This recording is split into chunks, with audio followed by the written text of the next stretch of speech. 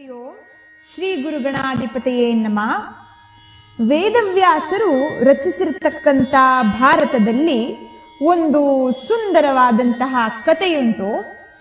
ಯವನಾಶ್ವ ಎಂಬತಕ್ಕಂಥ ರಾಜ ಮಕ್ಕಳು ಹುಟ್ಟಲಿಲ್ಲ ಎಂಬುದಾಗಿ ಎಷ್ಟೇ ಪ್ರಯತ್ನ ಪಟ್ಟರು, ಯಾಗ ಯಜ್ಞಾದಿಗಳು ಮಾಡಿದರೂ ಮಕ್ಕಳು ಹುಟ್ಟಲಿಲ್ಲ ಎಂಬುದಾಗಿ ದುಃಖದಿಂದ ರಾಜ್ಯವನ್ನು ತೊರೆದು ಯವನಾಶ್ವನು ಭೃಗು ಮಹರ್ಷಿಗಳ ಆಶ್ರಮಕ್ಕೆ ಬರ್ತಾನೆ.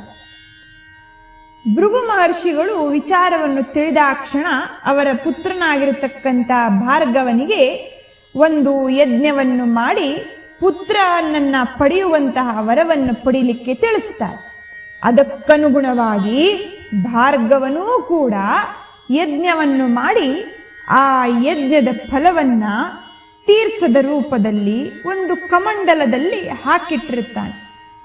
ಸುಸ್ತಾಗಿ ಬಂದಿರತಕ್ಕಂಥ ಯವನಾಶ್ವ ಅದು ಯಾವ ತೀರ್ಥವೆಂದು ತಿಳಿಯದೆ ದಾಹವನ್ನು ಹಿಂಗಿಸಗೋಸ್ಕರವಾಗಿ ಆ ತೀರ್ಥವನ್ನು ಕುಡಿತಾನೆ. ಭಾರ್ಗವನು ಆ ತೀರ್ಥವಿಟ್ಟಿರತಕ್ಕಂಥ ಜಾಗಕ್ಕೆ ಬಂದಾಕ್ಷಣ ತೀರ್ಥ ಕಾಣದೇ ಇರುವುದರಿಂದ ಯಾರು ಕುಡಿದದ್ದು ಎಂಬುದಾಗಿ ಕೇಳಿದಾಗ ಯವನಾಶ್ವನಿಗೆ ಯಾವ ವಿಚಾರವೂ ತಿಳಿದಿಲ್ಲ, ತಾನೇ ಕುಡಿದದ್ದು ಎಂಬುದಾಗಿ ಒಪ್ಪಿಕೊಳ್ಳುತ್ತಾನೆ. ಈಗ ಅವನು ಕುಡಿದಿರುವುದರಿಂದ ಭಾರ್ಗವನು ಹೇಳ್ತಾನೆ, ನಿನಗಾಗಿ ಪುತ್ರನು ಜನಿಸಬೇಕೆಂದು ನಿನ್ನ ಪತ್ನಿಗಾಗಿ ಈ ತೀರ್ಥವನ್ನು ತಯಾರಿಸಿದ್ದೆ, ಈಗ ನೀನು ಸ್ವೀಕರಿಸುವುದರಿಂದ ನೀನೇ ಆ ಮಗುವಿಗೆ ಜನ್ಮವನ್ನು ನೀಡಬೇಕೆಂಬುದಾಗಿ ಹೇಳ್ತಾನೆ. ಈ ಮಾತು ಕೇಳಿದಂತಹ ಯವನಾಶ್ವನು ಬಹಳ ಭಯಗೊಳ್ಳುತ್ತಾನೆ. ಆದರೆ ಋಷಿ ಮುನಿಗಳ ತಪಶ್ಚರ್ಯದ ಬಲದಿಂದ ಆ ಮಗು ಯವನಾಶ್ವನಿಂದ ಜನ್ಮವನ್ನು ಪಡೆಯುತ್ತದೆ. ಆದರೆ ಪುರುಷ ಶರೀರ, ಮಗು ಹುಟ್ಟಿದಾಕ್ಷಣ ಹಸಿವೆಂದು ಅತ್ತಾಗ ಮೊಲೆಯುಣಿಸಲು ತಾಯಿ ಇಲ್ಲದೆ ಇರುವುದರಿಂದ ಇಂದ್ರನು ಪುರುಷನಿಂದ ಹುಟ್ಟಿರತಕ್ಕಂಥ ಮಗುವನ್ನು ನೋಡಬೇಕೆಂದು ಬಂದಿದ್ದ. ಆ ಅಳುವ ಕಂದಮ್ಮನನ್ನು ಕಂಡು ತನ್ನ ತೋರು ಬೆರಳನ್ನ ಅದರ ಬಾಯಲ್ಲಿ ಇಡ್ತಾನೆ.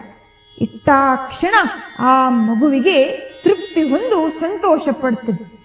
ಆದ್ದರಿಂದಲೇ ಮಾಂದಾತ ಮಾಂದಾತ ಅಂತ ಹೇಳಿ ಆ ಮಗುವಿಗೆ ಹೆಸರು ಬಂತು. ಇಂದ್ರನು ತಾನು ಅದಕ್ಕೆ ಹೊಟ್ಟೆ ತುಂಬಿಸ್ತೇನೆಂಬುದಾಗಿ ಆಶೀರ್ವಾದವನ್ನು ನೀಡಿದ್ದರಿಂದಲೇ ಆ ಮಗುವಿಗೆ ಮಾಂದಾತ ಎಂದು ನಾಮಕರಣ ಮಾಡಲಾಯಿತು. ಮುಂದೆ ಅವನು ಎಲ್ಲ ಪ್ರಜೆಗಳನ್ನು ನೋಡಿಕೊಂಡು ಸುಂದರವಾಗಿ ಜೀವನವನ್ನು ಕಳೆಯುತ್ತಾನೆ.